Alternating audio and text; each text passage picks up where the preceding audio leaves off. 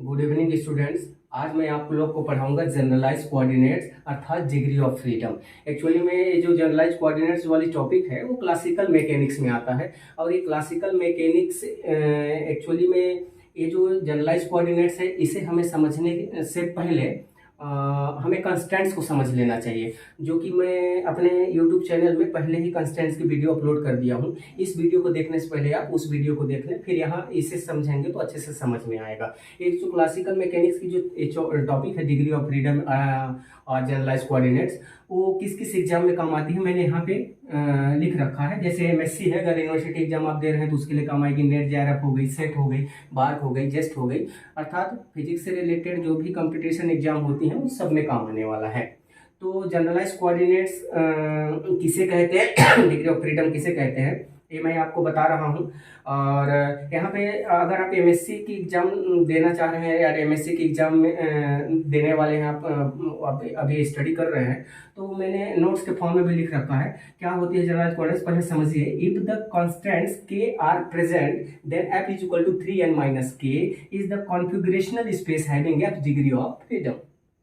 अर्थात यहाँ पे जो अगर मैं 3D लूंगा तो F is equal to 3n minus K, D 3D के लिए लिया मैंने। अगर मैं कहूँ कि फॉर डी डायमेंशनल स्पेस में बात करूंगा तो फार्मूला मेरी बन जाएगी F is equal to dn minus K. अगर मैं 1 डायमेंशन लेता हूँ तो 1 आ जाएगी, 2 डायमेंशनल लेता हूँ तो 2 आ जाएगी, 3 डायमेंशनल लूंगा तो 3 आ जाएगी, अगर 6 डायमेंशनल लूंगा तो 6 आ जाएगी। मतलब डी यहाँ पे क्या प्रेजेंट कर रहा है, यहाँ पे एफ क्या है वो पहले समझ लो। जो जो इस फार्मूला पे टर्म्स हैं वो क्या क्या है। तो यार F is equal two degree of freedom, F हमारे यहाँ पे डिग्री ऑफ फ्रीडम को शो करेगी। डी जो है वो हमारा डायमेंशन को शो कर रहा है, और के जो है हमारा कंस्टेंट्स को शो कर रहा है, और जो यहाँ पे मेरी कैपिटल एन है वो नंबर ऑफ पार्टिकल्स को शो कर रहा है। जब हम डिग्री ऑफ फ्रीडम निकालना चाहेंगे किसी भी सिस्टम की, तो वहां पे हम देखेंगे कि नंबर ऑफ पार्टिकल्स कितने प्रेजेंट हैं, वो एन को डिनोट करेगा। अभी मैं एग्जांपल कराऊंगा इसके बाद, तो वहां पे आपको समझ में आ जाएगी कि एन क्या होती है और किसी भी डिग्री ऑफ फ्रीडम हम कैसे निकाल पाते हैं।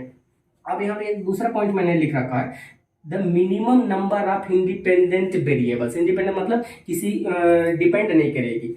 The minimum number of independent variables और कोऑर्डिनेट्स, इंडिपेंडेंट वेरिएबल बोलो या फिर कोऑर्डिनेट्स बोलो, which required to specify the position of dynamical system. यहाँ पे एक बात लिखा हुआ है, डायनेमिकल सिस्टम, जो हमारी डायनेमिक सिस्टम होगी उसकी डिग्री ऑफ फ्रीडम हम निकालना चाह रहे हैं। तो यहाँ पे क्या लिखा हुआ है, of dynamical system is called generalise coordinates, और उसे हम QI बोलेंगे। अगर एक डायनेमिकल सिस्टम है उसमें जनरलाइज कोऑर्डिनेट्स 2 या 2 से अधिक भी हो सकते हैं, एक भी हो सकता है, इसलिए मैंने यहाँ पे QI लिख दिया है। Q1 Q2 Q3 ऐसे हो सकते हैं, up to QN ना।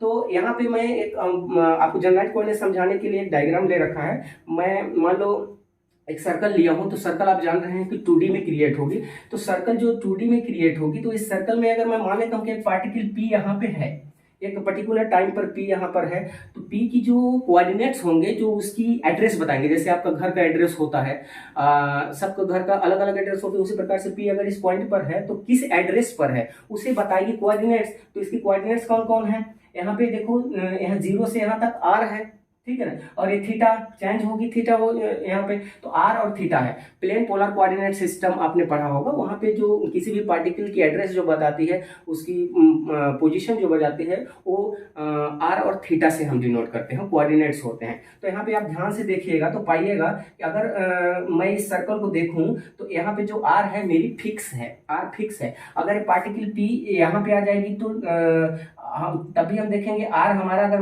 फॉर एग्जांपल 5 सेंटीमीटर तो 5 सेंटीमीटर पर ही रहेगा, लेकिन थीटा 90 हो गई होगी उस टाइम। अगर मैं इस पॉइंट पर अगर P को देखूं तो आफ्टर टाइम T, क्योंकि डायनेमिकल वेरिएबल है तो चेंज होते रहेगी, तो यहाँ पे आएगी तो मैं देखूंगा 180 पे चली गई है, पाई पे चली गई है थीटा, लेकिन R अभी भी कांस्टेंट है, 5 सेंटीमीटर पर ही है। अगर यहाँ पे देखो तो 270 हो जाएगी, लेकिन थीटा अभी वेरी कर गई, फिर भी यहाँ पे भी मैं देखूंगा R मेरी कांस्टेंट है।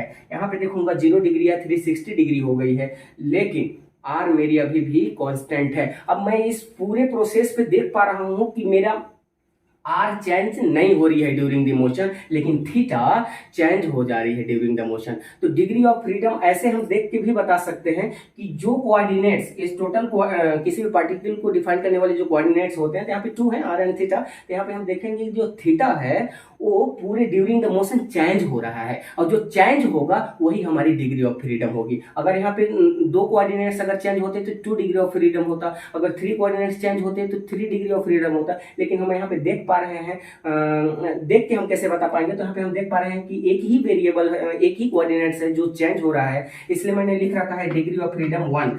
इसलिए और जो डिग्री ऑफ फ्रीडम होती है वही जनरलाइज कोऑर्डिनेट्स बन जाता है। यहाँ पे जितने चेंज हो रहे हैं वही जनरलाइज कोऑर्डिनेट्स कौन हो जाएगा यहाँ पे, थीटा, न कि आर, क्योंकि थीटा चेंज हो रही है। यहाँ पे लिख रखा है मैंने which change during the motion, that is called generalise coordinates, और वह डिग्री ऑफ फ्रीडम हो जाएगी। अगर मैं यहाँ पे इस फार्मूला के यूज करके इसे निकालना चाहूँ तो देखना, एफ इक्वल टू क्या हो जाएगा मेरे पास, डी मतलब मैंने सर्कल लिया है तो 2D होगी, मतलब 2 हो गया। और n मतलब पार्टिकल का जो है, एक ही पार्टिकल मैंने पी ले रखा है, इसलिए पार्टिकल 1 हो जाएगी। माइनस कंस्टेंट्स क्या है, कंस्टेंट्स 1 है, क्योंकि यहां से यहां तक मैंने फिक्स कर दिया है आर को, रेडियस को मैंने फिक्स कर दिया, इसलिए कंस्टेंट्स, कंस्टेंट मतलब होती है हिंदी में प्रतिबंध, मैंने प्रतिबंध लगा दिया है कि आर नहीं बदलेगी, आर इतने से चेंज नहीं हो सकता 5 सेंटीमीटर से, तो वो हो जाएगा 1। अगर मैं इसे सॉल्व करूं तो 2 1 जा 2 माइनस 1 इज इक्वल टू 1 आ गई। देखो यहाँ से फार्मूला से भी मेरी डिग्री ऑफ फ्रीडम 1 आ रही है। और ऐसे मैं समझूं कि जो ड्यूरिंग द मोशन चेंज होती है उसे हम जनरलाइज्ड कोऑर्डिनेट्स कहते हैं या फिर डिग्री ऑफ फ्रीडम कहते हैं। तो ऐसे भी हम डायग्राम से भी मैंने समझा दिया आपको कि जनरलाइज्ड कोऑर्डिनेट्स क्या होती है, डिग्री ऑफ फ्रीडम क्या होती है, और इस फार्मूला की हेल्प से भी मैं निकालना सिखा दिया मैंने कि जनरलाइज्ड कोऑर्डिनेट्स यहाँ पे 1 है। अब आगे मैं 4-5 एग्जांपल लेता हूं और वहां पे आपको समझाता हूं कि जनरलाइज्ड कोऑर्डिनेट्स कैसे निकालते हैं, मतलब अर्थात डिग्री ऑफ फ्रीडम कैसे निकालते हैं। जब ये आप सीख जाएंगे ना एक बार डिग्री ऑफ फ्रीडम निकालना अर्थात जनरलाइज्ड कोऑर्डिनेट्स निकालना, इसके बाद आगे आप लैग्रांजियन इक्वेशन ऑफ मोशन भली भांति समझ जाएंगे, हैमिल्टनियन इक्वेशन ऑफ मोशन समझ जाएंगे। तो आगे के जितने भी टॉपिक आएंगे इससे रिलेटेड है, और ये रिलेटेड है कंस्टेंट्स से। तो कंस्टेंट्स वाली वीडियो मेरा पहले देखिए, विजिट कीजिए, इसके बाद इस वीडियो को देखिए। आगे सेशन पे मैं आपको बताऊंगा इसकी एग्जाम्पल, 8-10 एग्जाम्पल करेंगे, उसमें देखेंगे कि कैसे जनरलाइज्ड कोऑर्डिनेट्स फाइंड आउट करते हैं। Okay, thank you. तो डियर स्टूडेंट्स, आज मैं डिग्री ऑफ फ्रीडम पे एग्जांपल करने जा रहा हूं, आपको समझाऊंगा कि डिग्री ऑफ फ्रीडम हम उस फार्मूला का यूज करके कैसे निकालते हैं, equal to D N minus K जो था। तो यहाँ पे एक एग्जांपल मैं लेता हूं, और इस एग्जांपल में हम बात करेंगे कि particle moving in a plane freely, particle moving in a plane freely, मुक्त रूप से पार्टिकल मूव कर रहा है, लेकिन कहां पे, प्लेन पे। तो आपको यही बात पकड़नी है कि प्लेन क्या होता है, प्लेन 2D को डिनोट करता है, किसको, 2D को डिनोट करता है। इसलिए मैं यहाँ पे अगर फार्मूला लगाऊं 2D को डिनोट करता है, इसका मतलब ये हुआ कि हमारे पास y एक्सिस होगी या x एक्सिस होगी। मान लो यहाँ पे पार्टिकल P है तो उसके कोऑर्डिनेट्स क्या हो जाएंगे, x पे, ठीक है, एक्स वाई हो जाएंगे। ठीक है, अगर मैं सर्कल लूंगा तो थीटा हो जाएगा, लेकिन मैंने कार्टेशियन कोऑर्डिनेट सिस्टम में बात कर रखा है, एक्स वाई हो गई। तो यहाँ पे वो वाली फार्मूला अगर मैं लगाऊं तो क्या हो जाएगी, 3D minus D N minus के, ये था हमारे पास।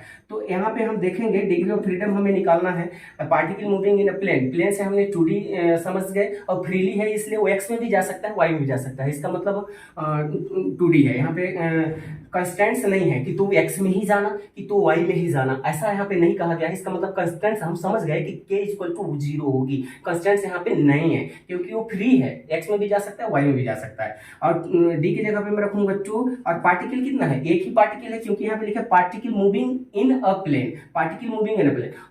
यहाँ पे मैं लिख दूं अ पार्टिकल, एक पार्टिकल है मेरे पास, तो यहाँ पे क्या हो जाएगी 1 और ये 0, तो F इक्वल टू हमारे पास क्या हो जाएगा, 2 1 जा 2।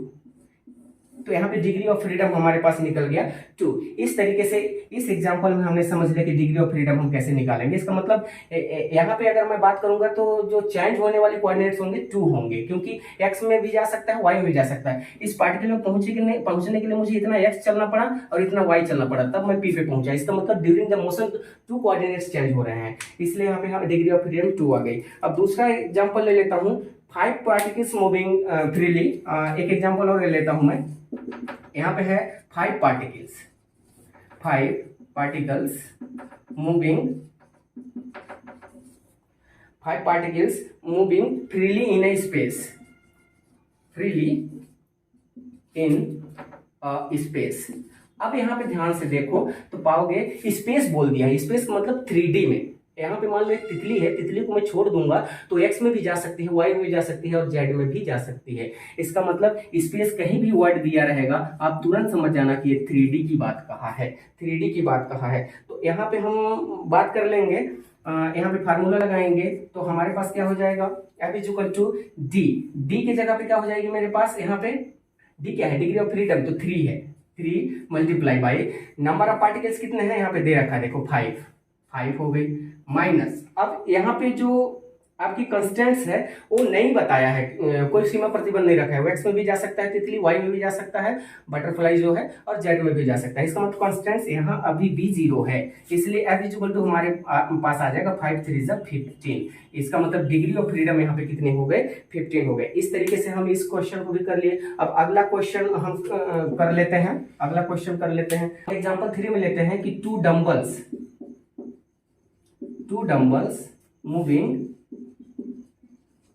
moving freely in a plane, ऐसा लिखा हुआ है। तो तुरंत मुझे इस बात से समझ में आ गया कि ये 2D की बात कर रहा है। और चूंकि यहाँ पे 2 डम्बल्स है और डम्बल्स में पार्टिकल कितने होते हैं, एक डम्बल्स में एक पार्टिकल ए और एक पार्टिकल ए, एक मास m1 मास m2, 2 पार्टिकल मिलके एक डम्बल बनाते हैं। और उसने कहा है 2 डम्बल्स, उसने कहा है 2 डम्बल्स, ठीक है ना। तो 2 डम्बल्स के लिए क्या हो जाएगी, ये पार्टिकल m3 और एक पार्टिकल m4। इसका मतलब 2 डम्बल्स में 4 पार्टिकल्स है, आपको ये ध्यान रखना है। 2 डम्बल्स दे दिया, इसका मतलब पार्टिकल नंबर ऑफ पार्टिकल्स कितने हैं, नंबर ऑफ पार्टिकल्स कितने हैं, यहाँ पे नंबर ऑफ पार्टिकल्स हमारे पास 4 हैं। अब ध्यान से सुनना, कहा है प्लेन में है 2D है। इसका मतलब ये हुआ कि हमारे पास वो जो फार्मूला है F is equal to dn minus K. तो आप ध्यान से देखना, जब ये मूव करेगा तो ड्यूरिंग द मोशन ये चेंज नहीं होगी, इसका मतलब कंस्टेंट्स है। m1 को नहीं इधर आने देगा, नहीं m1 को बाहर जाने देगा, m2 को नहीं इधर आने देगा, m2 को बाहर जाने देगा। इसी प्रकार से m4 भी और m3, अगर ये दोनों जो पार्टिकल हैं 5 सेंटीमीटर पे हैं तो 5 सेंटीमीटर ही रहेंगे ड्यूरिंग द मोशन। इसका मतलब एक कंस्टेंट है, यहाँ पे एक के है, एक टू कंस्टेंट ए वाली डंबल पे कि ये फिक्स कर दी गई है, प्रतिबंध लगा दी गई है कि m1 m2 इससे बाहर तुम नहीं जा सकते हो, ना इससे अंदर आ सकते हो। इसी प्रकार से यहाँ भी एक कंस्टेंट्स है। इसका मतलब ये 2 डंबल्स की अगर बात करूंगा तो कंस्टेंट्स 2 हैं हमारे पास, एक कंस्टेंट्स और एक 2 कंस्टेंट्स। उतना टाइम हम फर्स्ट एग्जांपल और सेकंड एग्जांपल में देखे कंस्टेंट 0 आ रही थी, लेकिन यहाँ पे कंस्टेंट 2 है।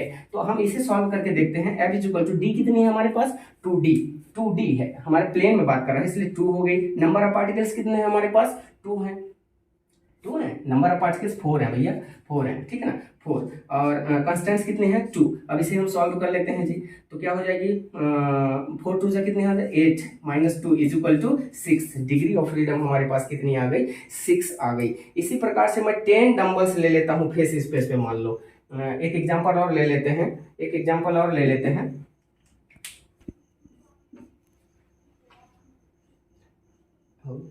ये लास्ट एग्जांपल है। इस एग्जांपल से आप भली भांति डिग्री ऑफ फ्रीडम को समझ जाएंगे, डिग्री ऑफ फ्रीडम कैसे किसी सिस्टम, डायनामिकल सिस्टम की निकालते हैं। यहाँ पे लिखा हुआ है 10 dumbbells moving in a face space. अब आपको बात पकड़नी है फेस स्पेस। कभी भी आप बीएससी लेवल पे पढ़े होंगे, 12th लेवल पे, फेस स्पेस का मतलब होता है 6D। 6D कहने का मतलब क्या है, 3 यहाँ पे पोजिशन कोऑर्डिनेट्स होंगे और 3 क्या होंगे हमारे पास, मोमेंटम कोऑर्डिनेट्स होंगे। 3 हमारे पास मोमेंटम कोऑर्डिनेट्स होंगे। तो टोटल मिला के 6D है यहाँ पे, क्योंकि फेस स्पेस 6D होता है। तो यहाँ पे अगर मैं डिग्री ऑफ फ्रीडम निकालूं तो मैं अच्छा 10 डंबल्स है तो नंबर ऑफ पार्टिकल्स हमारे पास कितने हो गए, number of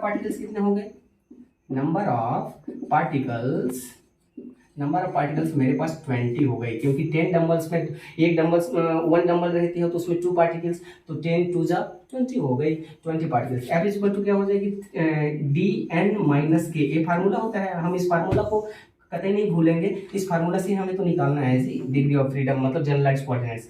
F is equal to क्या हो जाएगी, D हमारे पास क्या है 6D। तो आप ध्यान से सुनना, कि 10 डम्बल्स के लिए हमारे पास पोजीशन कोऑर्डिनेट्स कितने हो जाएंगे, पोजीशन अच्छा डी लिख लेते पहले 6, और नंबर ऑफ पार्टिकल्स यहाँ पे कितने हैं, नंबर ऑफ पार्टिकल्स हमारे पास 20 हैं, ठीक है। हमारे 6D हो गई और नंबर ऑफ पार्टिकल्स 20 हो गए। अच्छा कंस्टेंट्स की बात है, कंस्टेंट्स कितने हो जाएंगे हमारे पास, कंस्टेंट्स कितने हो जाएंगे, तो 10 डंबल्स है तो कंस्टेंट्स मेरे पास 3 पोजीशन के लिए हो जाएंगे, 3 पोजीशन कोऑर्डिनेट्स के लिए, इसका मतलब 10 पोजीशन कोऑर्डिनेट्स के लिए कंस्टेंट्स और 10 मोमेंटम कोऑर्डिनेट्स के लिए जो हो गए कंस्टेंट्स। तो टोटल मिला के मेरे पास कंस्टेंट्स कितने हैं 20। आप कभी नहीं समझना कि 10 डबल्स में 10 ही कंस्टेंट्स हैं, आप सिर्फ पोजीशन के लिए 10 कह सकते हो और मोमेंटम के लिए कौन कहेगा, तो 10 उसके लिए भी होगा ना, तो इसलिए 20 कंस्टेंट्स हो जाएंगे यहाँ पे। तो अब यहाँ पे बात करूंगा तो 6 2 कितना होता है 12, 120 हो गए, -20 इज इक्वल टू कितनी आ गई जी 100 डिग्री ऑफ फ्रीडम यहाँ पे है। तो आई होप आप जनरलाइज कोऑर्डिनेट्स अच्छे से समझ गए होंगे, डिग्री ऑफ फ्रीडम कैसे निकालते हैं। मैं 4 एग्जांपल यहाँ पे कराया हूँ तो आपको अच्छे से समझ में आ गया होगा। कोई क्वेरी हो गया तो आप कमेंट सेक्शन पे जाके आप मुझसे बात कर सकते हैं, वहाँ पे आपकी सॉल्यूशन मैं कर दूंगा। अब आगे हम पढ़ेंगे Lagrangian equation of motion, Hamilton equation of motion. अब आपसे फिर से एक बार रिक्वेस्ट कि इस टॉपिक को पढ़ने से पहले आप कंस्टेंट्स वाली मेरी वीडियो देखें, इसके बाद इसे पढ़ें, इसके बाद फिर जनरलाइज कोऑर्डिनेट्स अच्छे से समझ में आएगा और उसके बाद फिर हम लैग्रांजियन इक्वेशन मोशन पढ़ेंगे अगली वीडियो पे। Thank you.